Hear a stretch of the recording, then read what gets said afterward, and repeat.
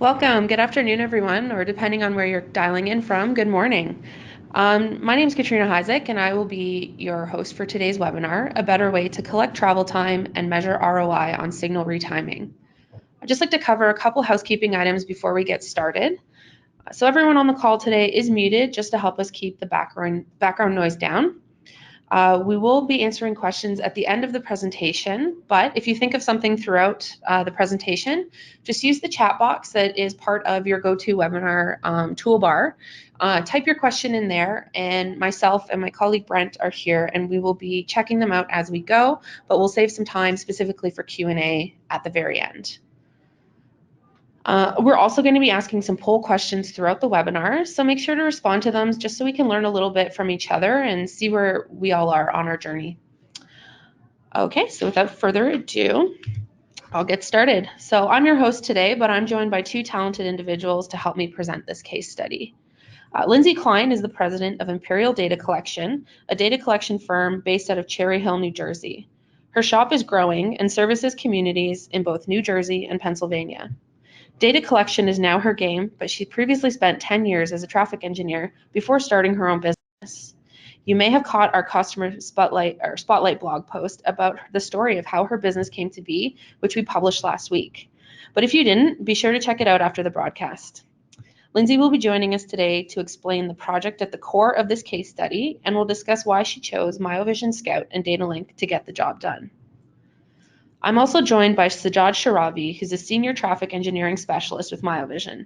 He works closely with Miovision's internal and external customers to help them gain an understanding and put into practice the concepts and tools they have at their disposal to not only make their jobs more efficient, but to bring maximum value back to the citizens they serve.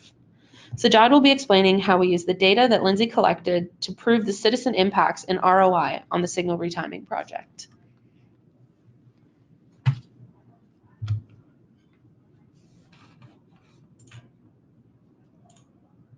So our agenda today, I will be providing an overview of traffic studies with Miovision, and then Sajjad and Lindsey will take over and present the case study about how Imperial Data Collection used travel time data to quantify the benefits of signal timing changes. Then we'll have some time for Q&A at the end.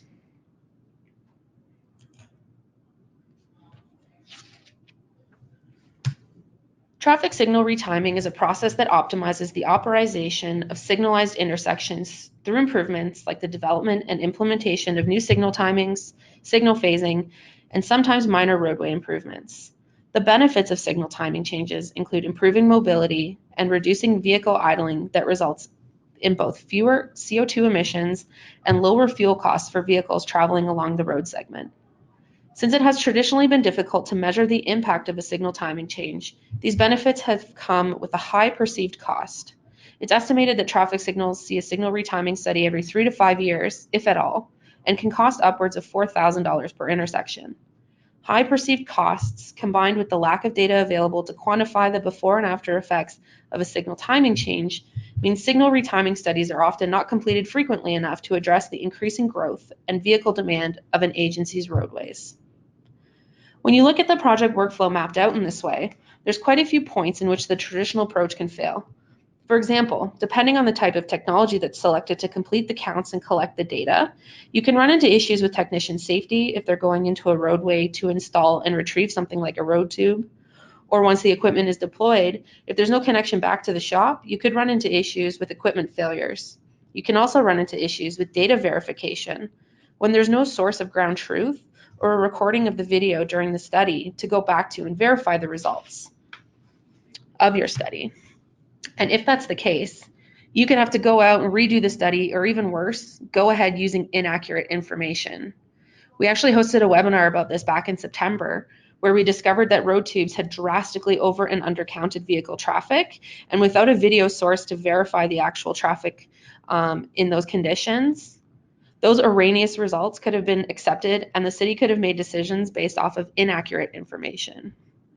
But another consideration is the fact that these studies tend to have a hard stop and that they don't measure what happens after the changes are made to verify that the solution actually accomplished what it needed to do. And that's what set this particular project and data collector apart, because they took the time to measure the impact of the change after the project was completed in order to help their customer prove the value of conducting these types of studies. So stopping to ask the question, is there a better way to do this, is foundational to Myovision's success.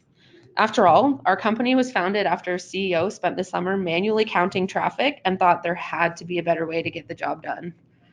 And that same mentality is what made this case study unique. Sure, there are many technologies available to do counts and travel time studies for a retiming project, but the issue boiled down to, is this the best way to do the job given the circumstances? And the answer was that Myovision Scout and DataLink provided Imperial traffic data with the best data tools to conduct the data collection for the retiming project, as well as measure its impact once it was completed. The same mentality is applied to the solutions that Miovision offers to the transportation industry, in that they're designed to help you solve problems.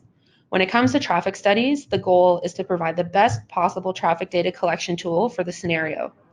Whether it's to support a temporary data collection need or to support a permanent source of traffic data at intersections, we have industry-leading tools to help you get the job done.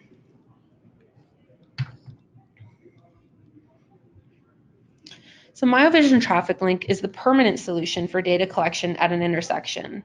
While this study focused on quantifying the before and after effects of signal timing phasing practices using Scout, the use of more permanent ITS applications such as Myovision Traffic Link can provide rich metrics such as on-demand ATS PMs, travel time, and vehicle volume counts. Traffic data from ITS sources is of great interest to traffic monitoring teams, city planners, engineering, operations, even the mayor's office. While portable data collection units are intended to complete traffic counts and studies for durations of up to 72 hours, a permanent ITS system such as Traffic Link can use computer vision-based detection and communications to provide 24/7 turning movement counts, advanced ATS PMs, and traffic data analytics, as well as on-demand counts for traffic studies.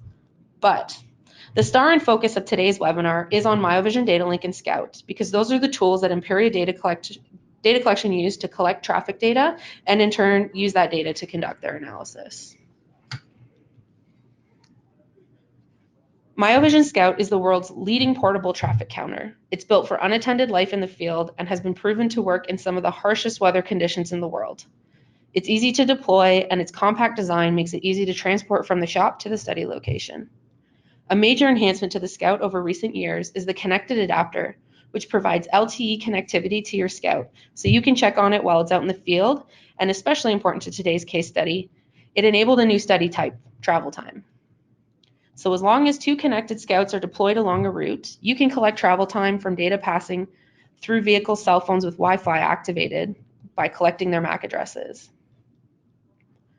Myovision Data Link is the online portal where you or your customers can go to access their traffic data and request new studies. It's an incredible collaboration tool that helps Myovision customers keep all of their related files in one place and makes it easy to share and collaborate amongst each other. As mentioned before, it's also where you go to check in on your Scouts when they're operating in the field. It's a very handy tool for anyone who has multiple units and has to travel long distances to deploy them, because I'd imagine it'd be pretty frustrating to go pick up a tool out from the field only to find it was never turned on or it was scheduled incorrectly. That is no longer an issue with a device that is LTE connected. Data Link is also where you can request your travel time studies. It's as simple as adding travel time to your next study request with a couple clicks. All right, so we're going to take a quick pause to launch our first poll. And the question is, what technology do you use currently to collect travel time data? So I'm going to give you about a minute or 30 seconds to respond, and then we'll share the results.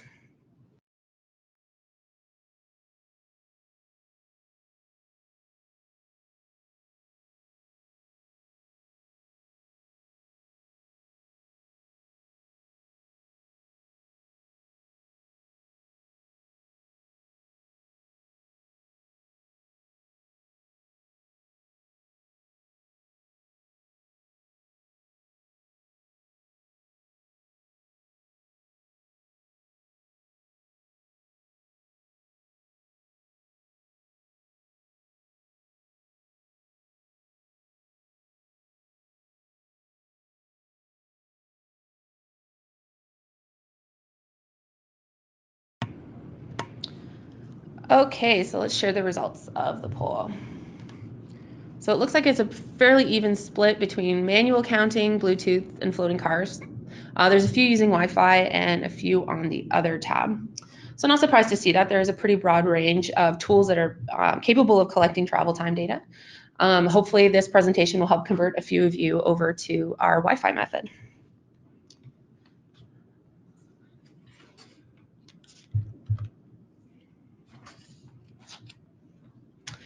So going back to the diagram that I showed you at the beginning of the webinar, I want to show how Scout addresses some of those challenges outlined in the traditional approach to traffic data collection.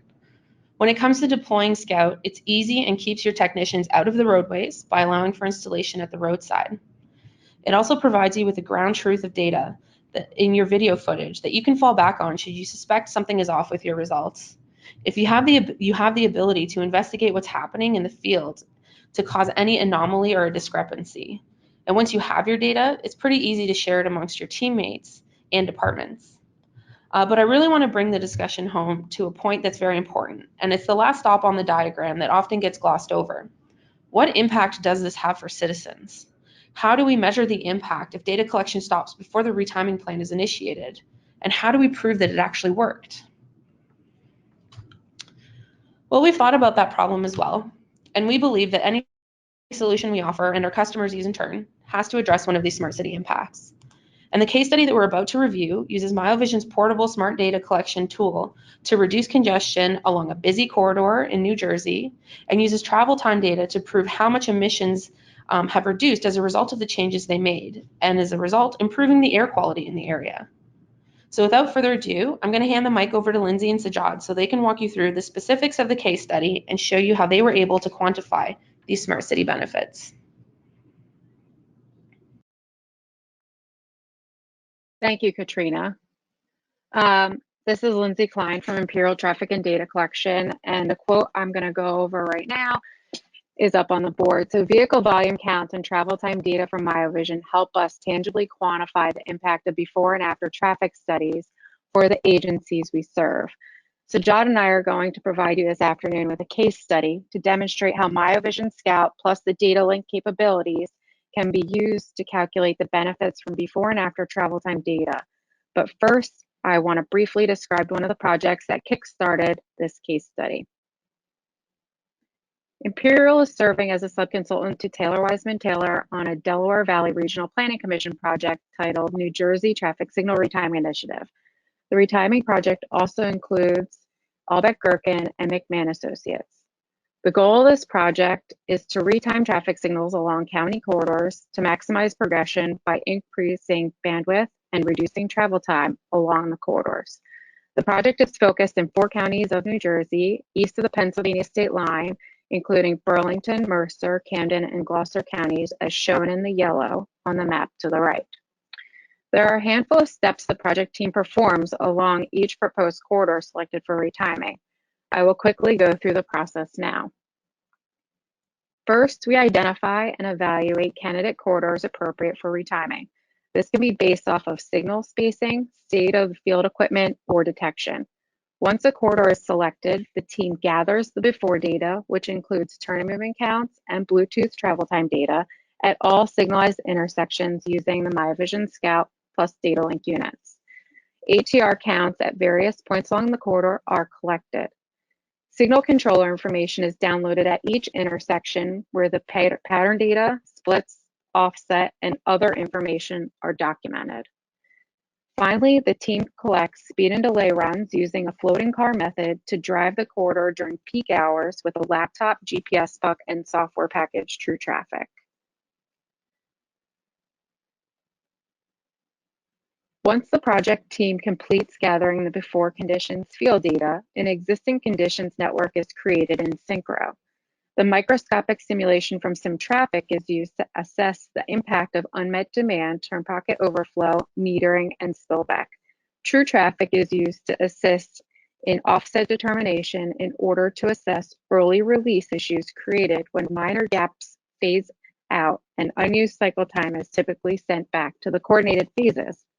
After deployment of the base models and supplemental evaluations in SimTraffic, base True Traffic models for more in-depth optimization are created. Signal timing plans are generated from the optimized traffic models and implemented in the field by our project team. Once new timings are deployed, the team will spend a few days fine-tuning the splits and offsets to gain progression and increase bandwidth. In the field, the team will monitor traffic, observe spillback, note any queues, and document unmet demand.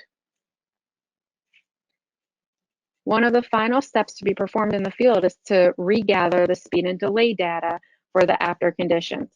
Just like the before conditions, a floating car is used to drive the corridor with the TrueTraffic 10 software and a laptop.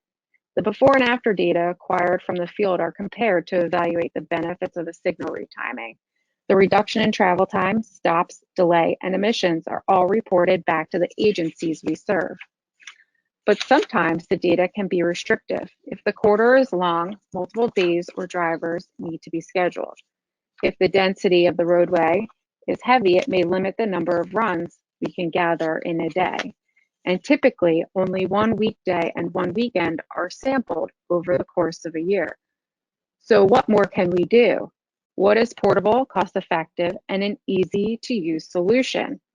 About a year ago, I reached out to Miovision and asked them if a corridor was retimed under the New Jersey signal retiming contract, would it be possible with Miovision's internal capabilities to run a before and after travel time study?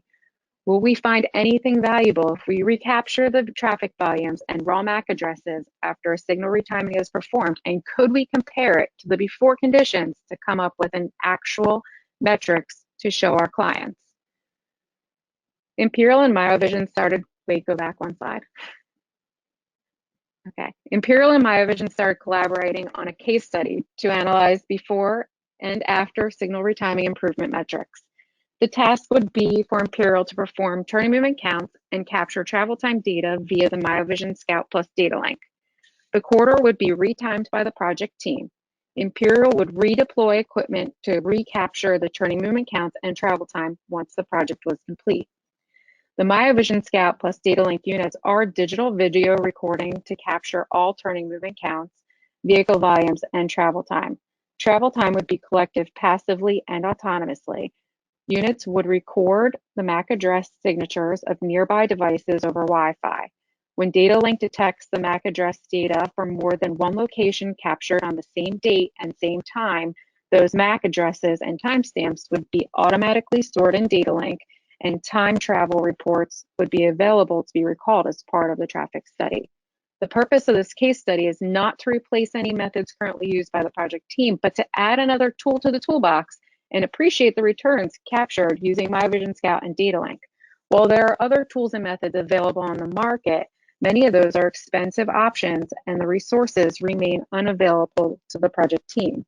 With Myovision, we can set the equipment for a few days or weeks at a time and collect multiple days for a broader range of data. At this point, next slide. Yep, okay. I'm going to quickly walk you through the case study Imperial performed in collaboration with Myovision. The goal of this study was, again, to see what type of return on investment we were able to obtain along a corridor that undergoes a traffic signal retiming with the use of the Myovision Scout Plus data link features. The corridor selected was High Street in Burlington County, New Jersey. It's located 20 miles northeast of Philadelphia and 10 miles south of Trenton. High Street has two major interstates with access points to the corridor, I-295 to the north and the New Jersey Turnpike to the south. The corridor segment we chose to analyze for the study is 5.5 miles long with 15 signalized intersections. The before data was collected in late November, early December of 2017. The new signal timings were implemented and fine-tuned in August of 2018. And the after data was collected with our Myovision plus data link Scout units in December of 2018, approximately 1 year after the data was collected in the before conditions. It is important to reiterate that the turning movement counts and travel time data was collected for both the before and after conditions for this case study. By using the before and after information separately or as a combination of the two, the quality of service is quantified in terms of changes in the median corridor trip travel time, total corridor travel time, vehicle miles traveled, emissions, fuel, and user cost estimates for both the northbound and southbound High Street directions. This data was compared during the AM, midday, and PM peak periods. Sajad is going to take you through the findings of the High Street case study. Thank you, Lindsey, and thank you everyone for attending today's webinar. My name is Sajad, and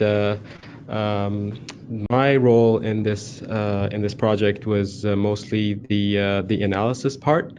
And here I want to give you a little bit of context around the data that was used and the performance measures that were generated based on that data. So travel time data that were, as Lindsey explained, were collected from the Myovision Scout Connect units. And this is Wi-Fi data, so we're capturing quite a few samples of travel time between each data point that we saw on the map.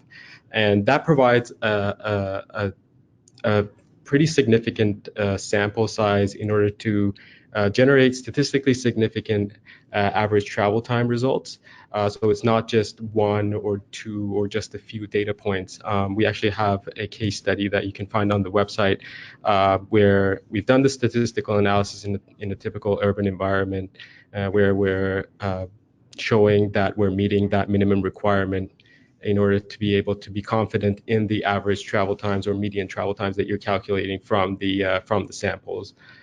So if a before and after travel time study is done, this is the type of performance measure that you can generate from it. So it's going to be average corridor travel time, median corridor travel time in different sections of the corridor during different times throughout the day. Another piece of data that could help would be the traffic volume data. So if we have traffic volume data for the after conditions, it's possible to generate a metric called the vehicle miles traveled, which we will go into the details of these metrics one by one in the slides to follow. But it just gives more of an idea about how much the demand along the corridor has changed and how much different sections of corridor, how much behavioral changes is happening throughout the different parts of the corridor. But once you have a mix of travel time along with volume data, it opens a completely new opportunity to calculate a variety of other metrics to quantify the impacts of the retiming. So not only getting average corridor travel time, vehicle miles traveled, but a combination of that volume data with travel time data could provide you with estimates and comparisons of the total corridor travel time, or using formulas that have been created by academia, being able to estimate emissions, fuel usage, and ultimately being able to convert those values into a user cost value, to put a monetary value on the amount of savings that are happening because of the signal retiming. So here we're going to dive into kind of each of these metrics that I just explained. So in this specific project, we had volume data and travel time information for the before conditions. We have volume data and travel time information for the after conditions. And this was a pretty unique project in the sense that the before and after study happened 1 year apart. So that's enough amount of time. If there's any induced demand that's going to happen, this kind of study will definitely capture that. So it's some interesting results that we found here. So the kind of the easiest or the most straightforward comparison here is just by using travel time information. So before travel time, after travel time, different sections of the corridor, it's possible to compare the average or the median travel time throughout the corridor and different times of the day and in different directions of the corridor. So you can see here, as you can see on the right, there are improvements up to 25% reduction in the median corridor travel time along the northbound movement direction during the PM peak. So pretty significant changes that are happening here due to the signal retiming that has happened. So this was mostly just by using travel time information, right? So travel time information before, travel time information after, and we're doing a comparison of how that's impacting the corridor travel time. But something that this metric does not capture properly is the number of vehicles or road users that are being impacted by this change in travel time. So imagine you have a section of a corridor that there's a 10-second reduction on average in the travel time, but it's impacting 1,000 vehicles. Whereas you could have another section of the corridor that has a 30-second reduction, but it's only impacting 100 vehicles. So something that the previous metric does not capture properly is the number of people or vehicles that are actually being impacted by this change. And through a total corridor travel time, which we're essentially multiplying the travel time by the number of vehicles that are impacted by that, we can do a before and after analysis of the total corridor travel time. And this allows us to factor in the volume and the number of vehicles that have been impacted during the before and after conditions on travel time. So you can see the numbers do change slightly. My understanding is that the impacts of the retiming on the major intersections, the more that impact is, the more that change is going to impact this value. So this is more of a combination of travel time and volume together to be able to factor in the number of vehicles and people impacted by the signal retiming. If we go to the next slide.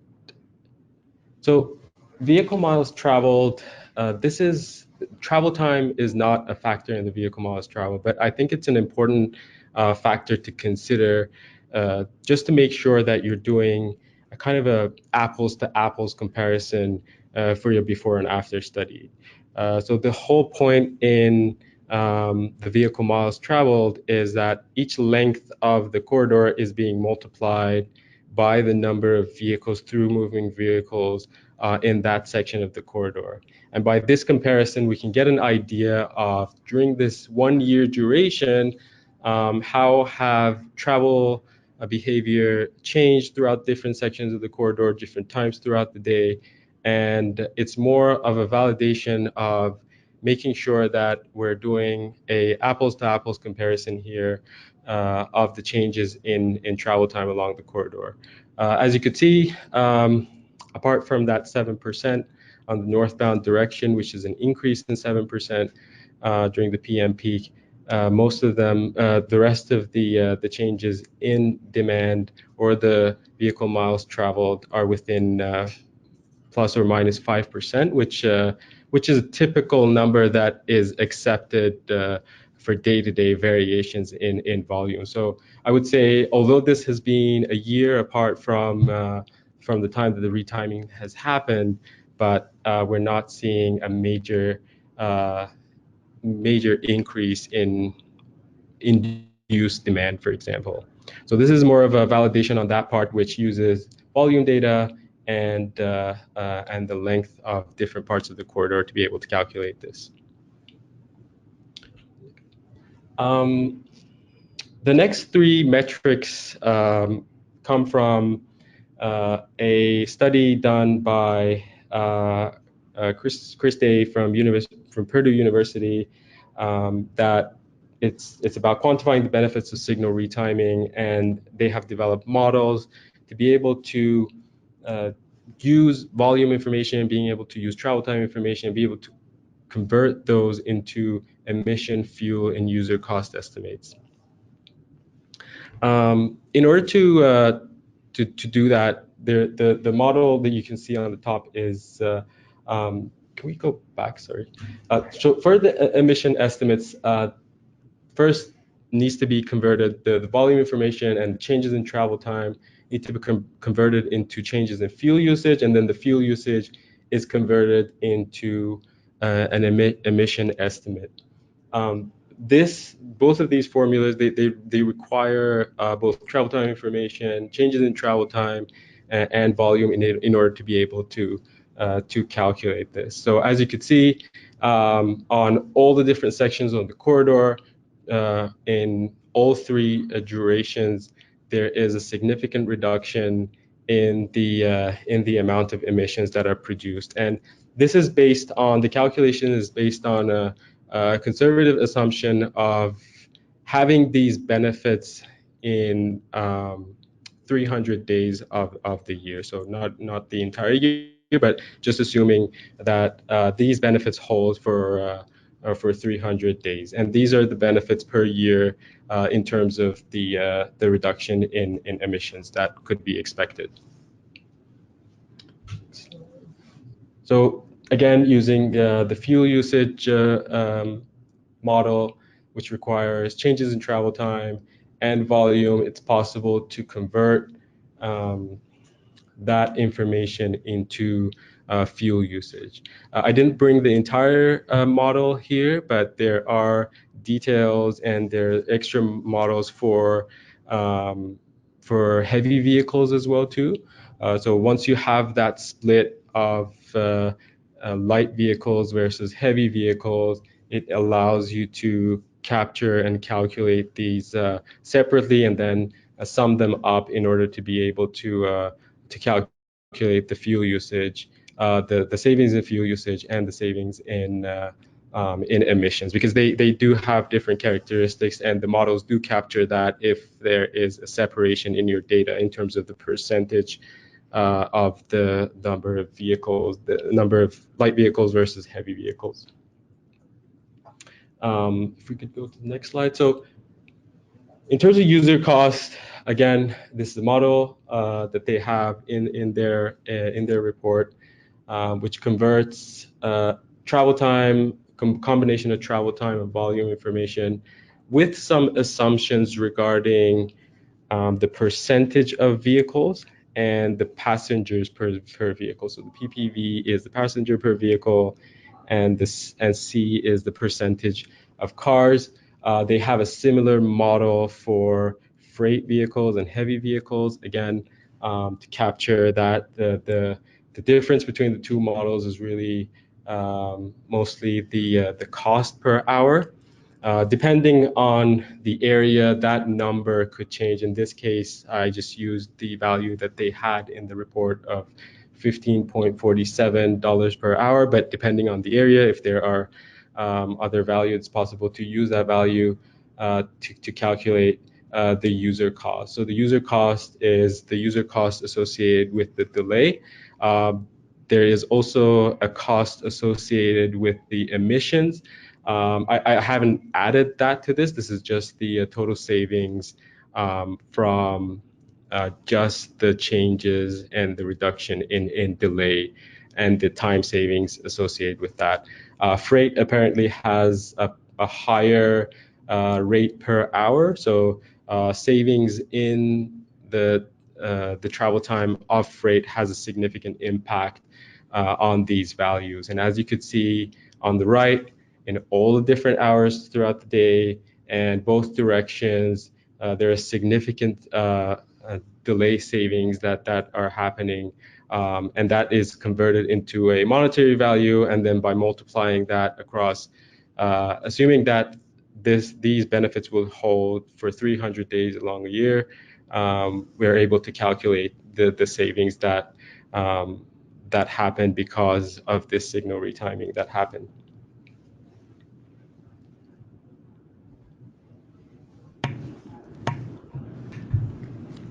All right, thank you, Sajad. And thank you, Lindsey. So before we wrap things up, I just want to review the conclusion and what the project had achieved.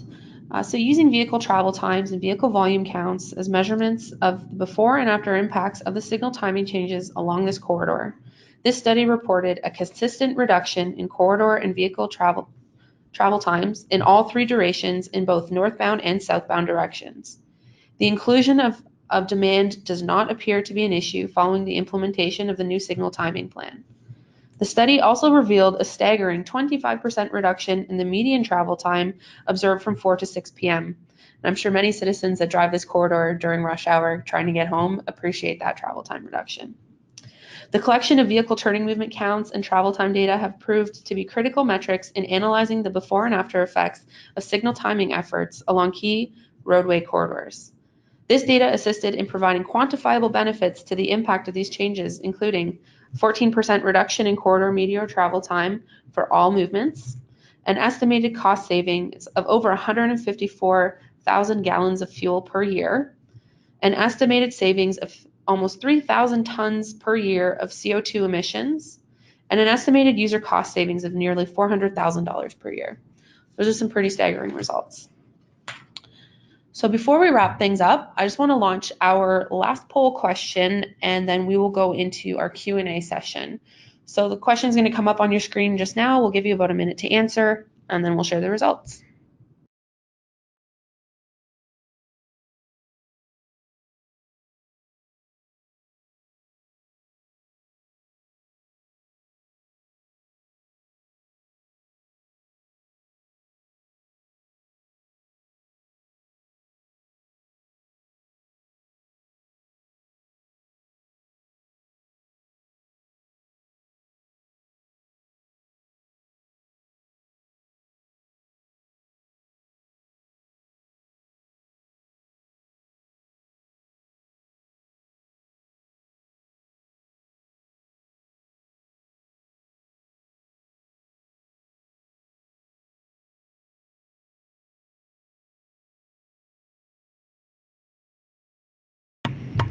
All right, we're going to close the poll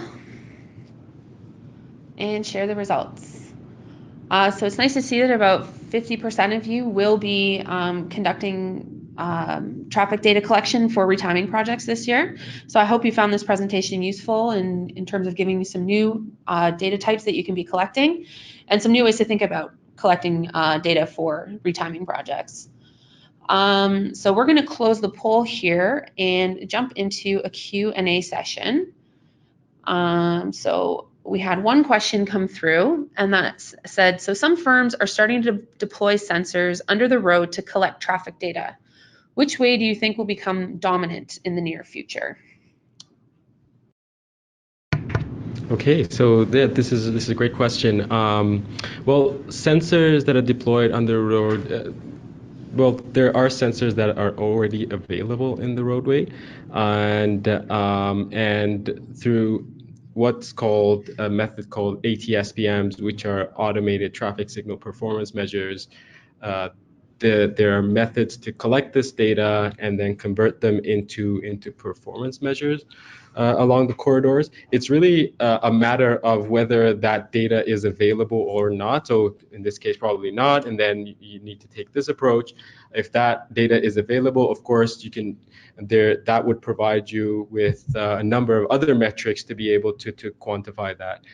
So in terms of the question whether it will become dominant in the future or not, so the two different areas really. It's ITS. It depends on how dominant this would become, but this doesn't mean the same metrics don't apply. If you have travel time information, volume information, it's possible to capture that and then convert it into the same metrics that we talked about. And there's probably going to be some more metrics around the impacts on minor movements. There's going to be more information about the impacts on pedestrians, cyclists. So it's just more information to be able to quantify that performance.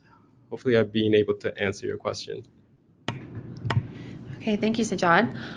We had another question come through asking, how are you able to collect traffic volumes using Wi-Fi?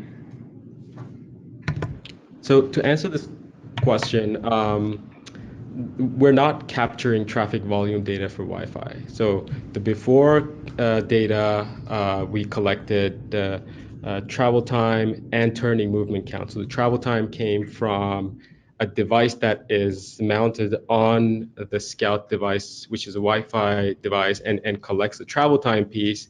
And then it's the Scout itself, which through video collects volume information. And both pieces of information were collected for the before duration and the after duration. We do not we are not inferring volume data from Wi-Fi data. These are two separate pieces of information that we're using in the before and after duration. Thank you, Sajjad. So this next question will be for Lindsey. So it said that Lindsey noted that the consultant team had done speed and delay using True Traffic 10 and also participated in the Myovision study. Did the delay and travel times correlate between the methods?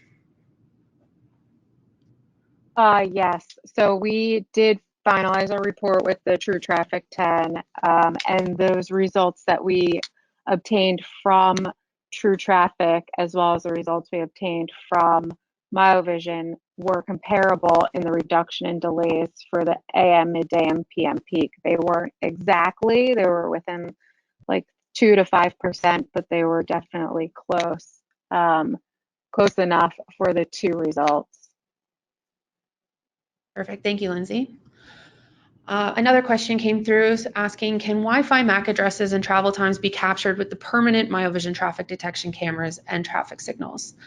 So the answer to that is yes. We do have an antenna that comes with the traffic link system, which uses a similar method, which collects Wi-Fi MAC address data along connected intersections that are also using the system.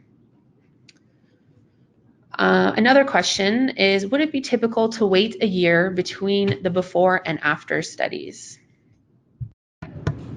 That's a good question. I wouldn't say it's typical. Usually when a signal retiming is done, after a few weeks, considering weather conditions and making sure that we're kind of doing an apples to apples comparison, the after study is done. It was just the circumstances in this case really that the after study happened a year later. But yeah, it will usually happen earlier than that. Okay, thank you. Got a couple more here. So the next question is, so thank you for sharing the before and after study results. While seeing the travel time savings along the northbound and southbound, how much the delays were changed for northbound and southbound movements? And are there any impacts on the cross streets with the retime signal timings? That is, again, a good question. So depending on how much data you have available, you can do an analysis on the impacts, right? So in this case, the side streets, there was no data, right? We weren't collecting travel time data along the side streets. This really goes back to the objectives that cities have in retiming corridors. One of the main objectives that cities follow in retiming corridors is that they want to make sure that if you're in a corridor, you have a smooth drive along the entire corridor, right? So that is the objective that is set for the retiming, and that is the focus of the retiming project, and that's why most of the impacts are usually evaluated on the main corridor and not on the side streets, which really goes back to the objectives and the data available. If ATSPM data was available along this corridor, of course, it would have been possible to quantify the impacts on the side streets as well as the major corridor as well too. Thank you, Sajjad. I had another question asking about if Myovision Scout is the subscription-based. So for example, the traffic movement count and travel time data that you use, is it readily available once you buy the unit, or do you have to pay an annual fee to gain access to those metrics and analyses? So once you have access to your Scout unit, you are free to use it as you like. When it comes to processing the video that comes off of the Scout unit, that's where an additional fee would come in. But what I can do is connect you with a solution expert after this webinar so they can outline some of those fees with you and how that program would essentially look like. So we also have a follow-up question. So the cost of collecting data, doing traditional and speed delay, using True Traffic 10 would probably be limited to a tech at about $15 per hour for almost 24 hours. If you load that at a 3 multiplier, the cost would be $1,880. It would seem to do the Myovision way would involve a data collection firm at the minimum. Okay, hold on here. This is a long question. I wouldn't venture to speculate, but I could comment on the cost comparison. I think that's fine. Like we'll follow up on that one after the webinar to discuss the cost comparison, unless if Lindsey or Sajad have any flavor they would like to add to that. I would just something to add to that would be, in order to do a cost comparison, you need to be able to do an apples to apples comparison, right? So what you're getting on that side and what you're getting on this side. Running a few runs of a probe vehicle up and down a corridor would not provide you with sufficient number of samples to do a statistically accurate before and after comparison, and would definitely not provide you with the data that you would require to produce all of the different metrics that we looked at. So again, if you want to do apples to apples comparison, I would say you need to find the minimum number of runs that are required in order to get a statistically significant result on the probe side, and then compare that cost to the cost of the Wi-Fi data, and then that way it's possible to do a valid comparison on the cost.